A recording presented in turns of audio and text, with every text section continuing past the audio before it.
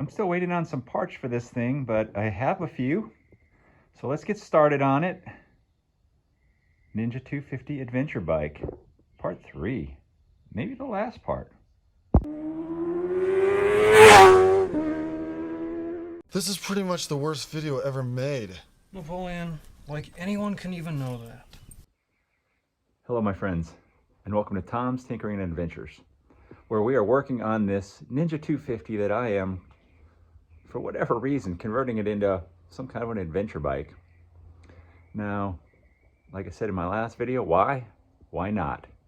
It's just silly, it should be fun, and you know, all said and done, I should have maybe $800, $900 into this thing, and where are you gonna have that much fun for that small amount of money? So let's take a look at it, and I'll show you what we're gonna do today and talk about the parts that I'm waiting on. And you know, I'll probably take a couple days to make the video. Maybe the parts will show up. So if you haven't been following along, I'll try to post up the links in this video for part 1 and part 2 of building this thing. I picked up a mostly stock Ninja 250, took the fairings off of it, and just started using my imagination, some ideas, and building this thing into like a little dirt bike, adventure bike, because why not? So we got the knobby tire on the front, I got the fender, headlight. I don't think I covered installing these. I did this after the last video, but I put some hand guards on that I had laying around. A lot of stuff that I've done to this is parts that I've had, so it's kind of kept the price down low. When you're a moto hoarder, you end up with a lot of stuff. So if you're going to do this yourself, well, you could buy some cheap hand guards and so on and so forth. Like the skid plate is something I just had laying around for a long time. I don't even know what it's for. But I've been waiting on stuff. There's been some shipping delays, that sort of thing. So the front end is mostly done. I'm waiting on a tire. Hopefully that'll show up in a couple days here and we can install that rear tire. And I don't know if it's gonna fit. I think I did find a 130 rear tire. These 16-inch wheels have been kind of the bane of my existence on building this thing. And you know, I'm just trying to keep the cost low. I could switch wheels and stuff around, but we're trying to keep it low bucks and simple. But what we're going to try to finish in this video is the headlight. I haven't really completely finished that. It's just on here. Now I got these headlight ears. They're kind of like a cafe racer headlight mount kit. Hey, there's Ninja, the kitty. Ninja the kitty. She likes the Ninja. So I got these, I don't know, $10 or something like that, to try to push this headlight out so that we can do the other thing that I have been figuring out, and that is mounting the gauges. I like to keep the original gauges, and the way that is spaced out now, these should fit fine. And I've talked about this in both of the videos several times. The ignition switch, we are going to relocate that, I think, right down here somewhere. I thought about maybe just simplifying it and go to a much simpler ignition switch, but I like that the key will be the same for everything. If I put a different ignition switch on and rewire it, then I'll have separate keys. Not really a big deal, but we'll just try to figure that out. And then also, I picked up these Schrader valves, which I would like to install on the front forks. Then I can add a little bit of air to get a little bit more preload so the front end doesn't dive. It's very soft. I've never done that before, but I have a tap kit for pipe thread, which is what these are. So I'm gonna take these caps out of here, drill them, put those in there. We'll see if that works. If it doesn't work, well, then I guess nothing gained, nothing lost, whatever. So let's start with, I'm gonna take the seat and the side panels and the tank off, and we'll try to get this ignition switch mounted up first, because that should just be making a bracket or something. All right, with a little bit of drilling and bending, I made a bracket, mount off of the coil mount here, and I put the ignition switch right there. We'll see how that works, but it's installed. The wiring is actually kind of right back where it was. So I just need to tighten that all up with a zip tie or whatever. So now I guess I will look at popping these caps off and drilling these out and seeing how that works. And I noticed that I am a little bit crooked on the mounts on this one. This one's forward like about 1/4 of an inch. Well, I do have another top triple clamp, so this is version 1.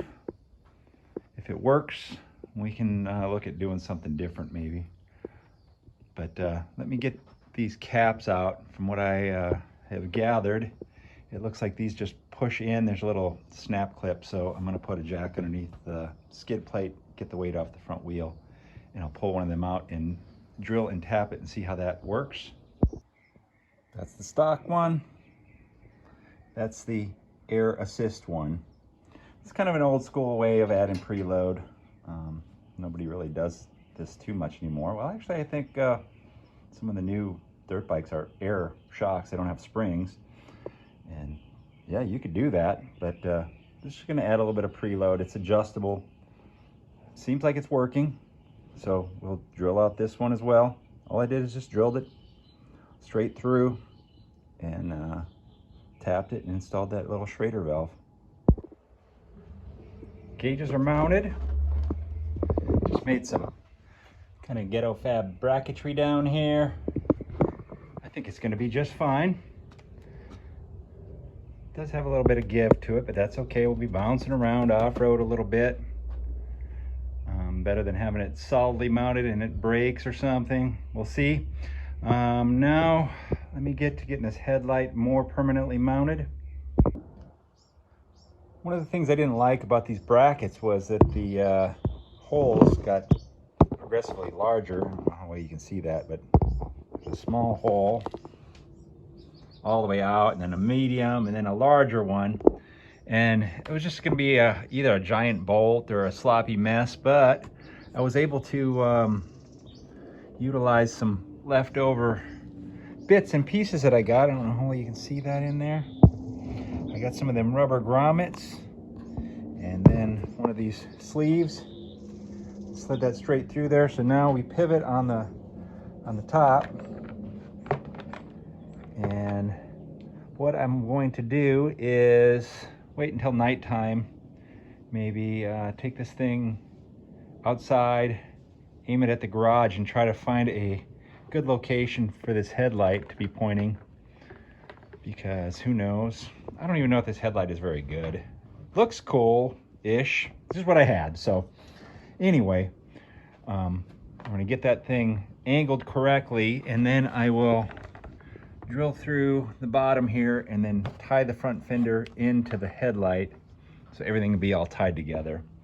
And then I need to mount a horn in here, hook up these turn signals. The wires are right here, so I think the bullet connectors on these are too large, but that's okay. We'll figure that out. We'll get that hooked up. I tested the light, it works. So now I'm just waiting on a few other parts. For sure the tire, the sprocket, and I can't remember if I had anything else, but we're getting really close to being able to test this thing out. This key switch location looks like it works pretty decent. There you go, we got that.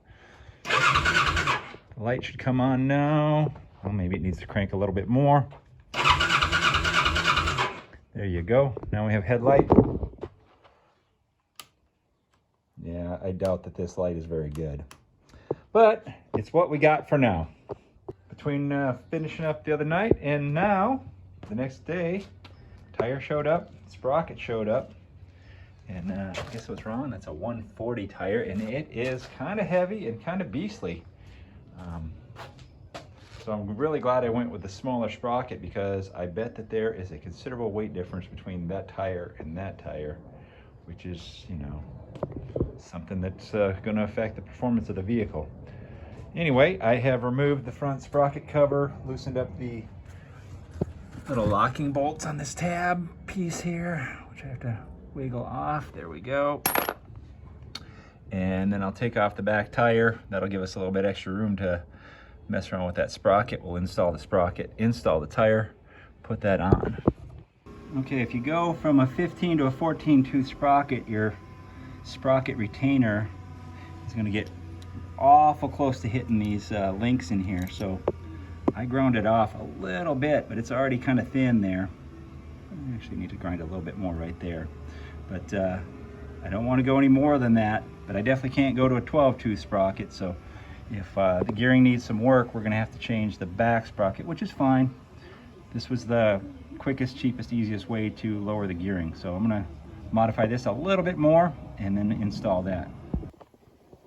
Well, there is that beefy tire mounted on the back. It was so big, I was worried about it fitting.